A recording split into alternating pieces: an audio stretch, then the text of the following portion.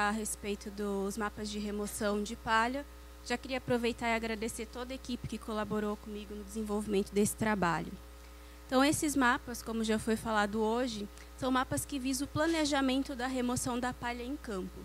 Só que para a gente fazer esse planejamento, a gente precisa também saber qual a quantidade de cana que eu tenho disponível e depois inferir a respeito da quantidade de palha e onde nós vamos retirar a palha, pensando sempre em conservação do solo e manutenção de produtividade, ou seja, de forma sustentável.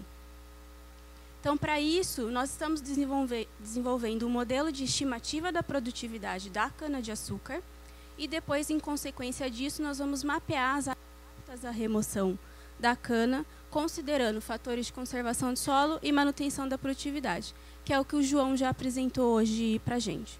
Tudo isso levando em consideração a informação geográfica. É sempre importante ter um dado localizado geograficamente para que a gente possa fazer esse link de informações. Quanto à estimativa da produtividade da cana, nós estamos desenvolvendo um modelo de previsão de safras que faz uma integração entre imagens de satélite, dados climáticos e dados agronômicos. Esse modelo é um modelo matemático, empírico, que relaciona essas variáveis do solo, variáveis climáticas e das imagens de satélite com a produtividade real medida em campo pela usina parceira.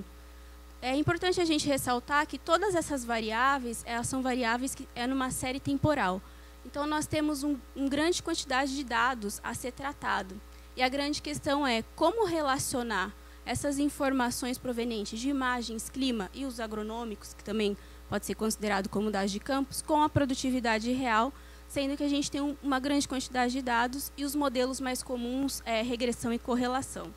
Então, a ideia para reduzir tempo, custo e recurso nesse modelo que nós estamos criando é utilizar um algoritmo de aprendizado de máquina e integrar todas essas informações de imagens, de campo e de clima, sempre lembrando que é uma grande quantidade de dados que está sendo envolvida dentro destes modelos. Para fazer isso, a nossa metodologia ela utiliza os dados de referência medido pela usina, uma quantidade para calibrar o modelo e uma quantidade para avaliar a resposta desse modelo. E eu vou estar mostrando para vocês como que o nosso modelo está se comportando em termos de comparação com a medição da usina. Então, aqui tem os dados. Para calibrar o modelo de previsão de safras, nós usamos dados a nível de talhão. E aqui eu dividi os dados em verde, são os dados de campos ou agronômicos, em amarelo mais claro, imagens, e o azul, os dados de clima. Então, nós usamos todos esses dados para calibrar o modelo a nível talhão. E foram criados 4 modelos. Um modelo que usa apenas a informação de campo, do quadrado verde, um modelo que integra ao campo o clima, um modelo campo-imagem e a integração campo-clima-imagem. Todos os resultados eles vão ser comparados entre esses 4 modelos para a gente ver a evolução e a importância de se integrar uma imagem de satélite no modelo de previsão de safras. Então, aqui a gente tem a relação entre os dados estimados pela usina e os dados estimados pelo modelo, e os dados reais medidos pela usina parceira que nos forneceu todas as informações. No primeiro, aqui a gente consegue ver que para o primeiro modelo, que é o modelo de campo, o nosso ajuste foi medido pelo coeficiente de determinação, que faz essa relação entre dados estimados e reais e varia de 0 a 1. Então, quanto mais próximo de 1, melhor o meu modelo. O modelo de campo, que só considerou as informações de campo, ele deu um ajuste 0,56. Quando a gente compara com o modelo que a usina utiliza, aquela TCH estimada antes de se iniciar a safra, e relaciona com a TCH real dessa usina parceira nossa, o nosso modelo está muito próximo do que eles estão utilizando atualmente. Porém, quando a gente integra a imagem de satélite ao modelo, a gente tem um aumento do nosso ajuste. Ele passa de 0,56 a 0,75. Então, tem uma resposta melhor com essa integração da imagem. E aqui nós comparamos o modelo de campo, adicionando o clima, comparando campo com campo-clima, também é um aumento da resposta do ajuste do modelo. E comparando o último modelo campo, imagem mais clima. Também em comparação aos outros, é significativa essas diferenças de ajuste de modelo. E como o modelo é um modelo de previsão, não é um modelo de acompanhamento ainda da safra, da produtividade, a gente inseriu uma variável a mais aqui nesse último modelo que deu o melhor ajuste, que é a data de corte. Então, com a data de corte, a gente tem um ajuste melhor do nosso modelo, passando para 0,79. E aqui nós temos a avaliação dos erros em toneladas por hectare de cada um dos modelos e também em porcentagem. Obviamente que o modelo com maior ajuste foi o modelo que teve o menor erro estimativo da produtividade média na área, que foi 7 toneladas por hectare, aproximadamente 10% o erro relativo. A mesma coisa, comparando com os dados da usina, a gente vê que o erro estimativo é maior. E aqui, quando adiciona a data de corte, não tem uma grande variabilidade em relação sem a data de corte, mas em termos de desvios do erro, isso diminui. E esse algoritmo que é utilizado para a criação do modelo, ele também faz uma análise das principais variáveis. Eu consigo elencar quais foram as variáveis principais que agregaram mais informação à criação do modelo de estimativa de safra. Aqui eu estou mostrando só as 8, nesse gráfico, as 8 principais variáveis. Nós temos ao total 80 variáveis que foram usadas na calibração do modelo, entre clima, imagem e tipos de solo, variedade, entre outros. Entre as principais está o estágio de desenvolvimento da cultura. Então, o estágio de corte é a principal variável do modelo para essa estimativa de produtividade.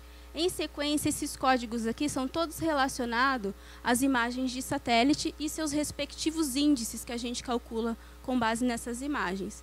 Então, mais uma vez, a gente vê a importância da imagem de satélite integrar num modelo de estimativa de produtividade. E aí, para avaliar essa importância das imagens, a gente fez uma análise. Aumentando a quantidade de imagens, de meses de imagens que eu utilizo, eu tenho um aumento no meu ajuste de modelo?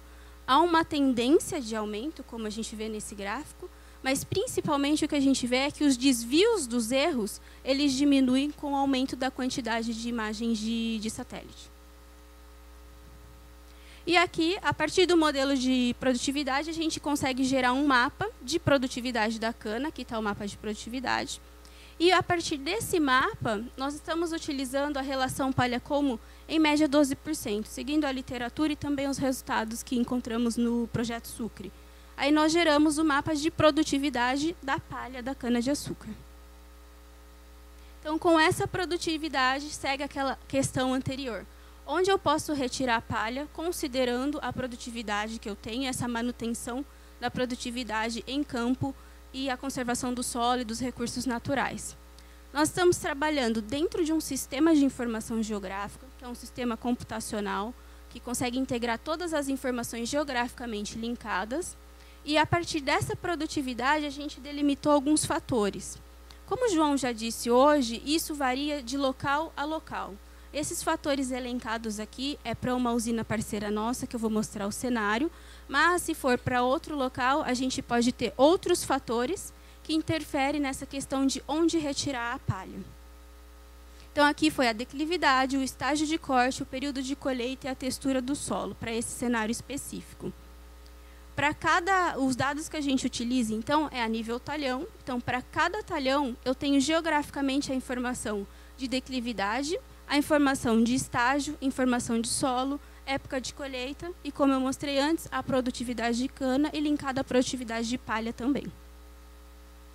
O nosso cenário da nossa área base para criar esse modelo de retirada de palha, para gerar os mapas finais, ele tem uma área aproximadamente de 50 mil hectares, o solo predominante é de textura arenosa, declividade varia de 3 a 8 e a produtividade média dos talhões analisados está em média de 56 toneladas por hectare. Lembrando que não é um dos melhores cenários em termos de condições para a produtividade da cana-de-açúcar. Aí, aqueles fatores que eu mostrei no começo, o que a gente fez? A gente dividiu ele em duas partes, fatores excludentes e fatores responsivos, que, ao final, eles vão fazer um cruzamento dessas informações para gerar as classes finais dos mapas de aptidão da remoção da palha.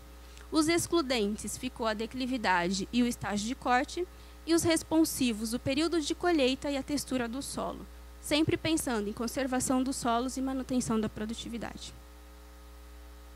Aqui eu vou mostrar como que a gente definiu as classes para esse cenário específico.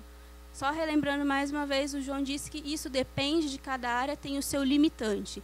Então, essas classes elas podem ser variáveis para cada área de estudo, dependendo da condição que nós vamos ter nessa área. Então, isso pode ter mais classes, pode ter menos classes, isso vai variar para cada estudo de caso.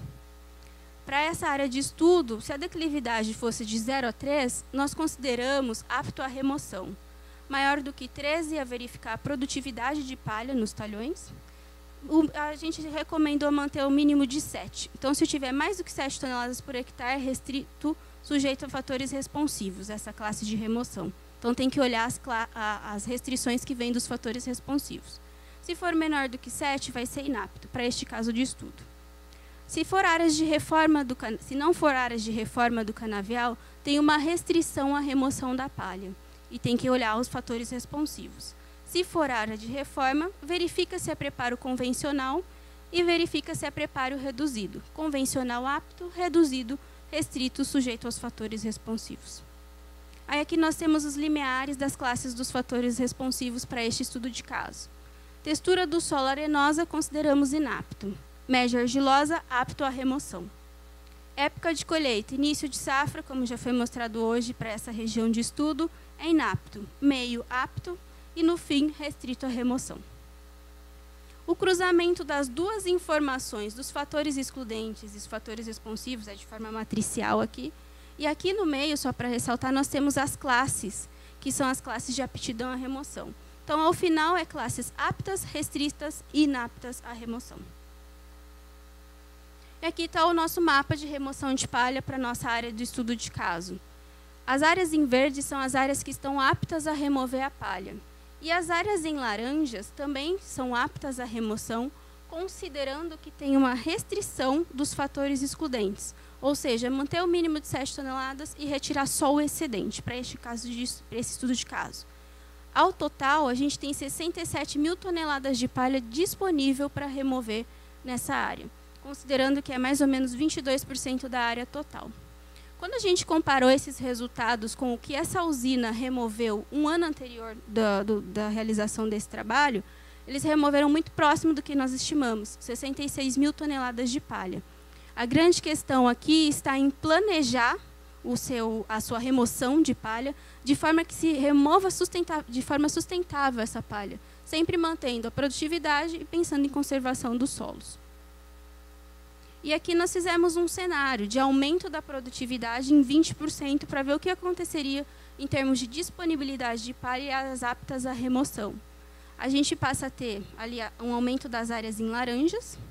Então, tem 80 mil toneladas de palha disponível se essa produtividade aumentasse. E em 22,05 a área. Então, aumenta muito pouco em área, mas o que a gente tem em aumento é aquele excedente que ficou das áreas mínimas que não deveriam retirar. Isso mostra que a remoção da palha ela é limitada tanto pela produtividade, tanto como pela declividade e textura do solo, nesse caso específico, para essas condições dessa área de estudo. Pensando que é um cenário bem conservacionista também. E aqui os nossos próximos passos é desenvolver mapas que consideram a análise econômica, que considera o custo de remoção e as rotas de recolhimento, sempre pensando em conservação dos recursos naturais. Aqui eu trouxe um exemplo para vocês verem como seria esse resultado, né? Nós temos um mapa de custos de remoção, os menores custos, né, de qual rota de recolhimento seria mais adequada. E ele foi feito com base em disponibilidade de palha, ou seja, a quantidade disponível que a gente tem de palha para remover, e a distância entre a usina e os talhões. Aí a grande maioria para essa área de estudo, o menor custo é pela rota integral, ou parcial. Porém, a gente verifica que mesmo em áreas distantes, apesar do fardo às vezes ser menor custo para a remoção, a colheita integral também apresentou um custo mais acessível do que o fardo. Neste caso, em virtude dessa área, ela apresenta pouca disponibilidade de palha para remoção. Então, muito obrigada pela atenção.